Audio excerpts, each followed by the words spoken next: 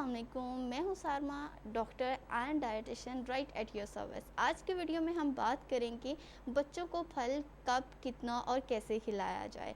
फल बहुत ही ज़्यादा ज़रूरी है क्योंकि फल के अंदर vitamin C, folate, magnesium, potassium बहुत ही रिच मिकदार में मौजूद होता है। इसके अलावा एंटीऑक्सीडेंट, फ्लेवोनॉइड्स एंड पॉलीफेनॉल्स बहुत ही हाई मिकदार में मौजूद होते हैं, जो कि बच्चों की हड्डियों के और बच्चों की पट्ठों की नशोनुमा के लिए बहुत ही ज़्यादा ज़रूरी हैं। बच्चों की उम्र के 6 माह के बाद उन्हें केला लाजमी खिलाएं। केले को मैश करके खिला सकते हैं या फिर सेब को ग्रेट करके बच्चों की दही वगैरह के अंदर शामिल करके लाजमी खिलाएं। इससे बच्चों की दिमाग की और जिस्म की नशोनुमा बहुत अच्छी होना शुरू हो जाती है।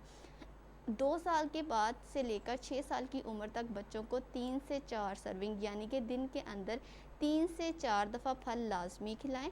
फल के जो सर्विंग साइज़ हैं उसका मतलब है 1 कप यानी कि 100 ग्राम आप फल उसको खिलाएं। 100 ग्राम के अंदर तकरीबन 60 कैलोरीज़ मौजूद होती हैं। बच्चों के हाजमे के लिए बहुत ज़्यादा ज़रूरी हैं, अच्छे तरीके से हज़म हो जाती हैं और ये ग़िज़ाई ज़रूरत को भी पूरा करती है, जिसकी वजह से ईज़ी टू डाइजेस्ट है, दिल के अमराज में मुब्तला नहीं होने देता, उसके लिए बहुत ही ज़्यादा अच्छी है। बच्चों की आँखों के लिए बहुत ज़रूरी है क्योंकि बहुत से ऐसे फल जिनके अंदर विटामिन ए मौजूद होता है और आँखों की सेहत के लिए भी बहुत ज़्यादा ज़रूरी है।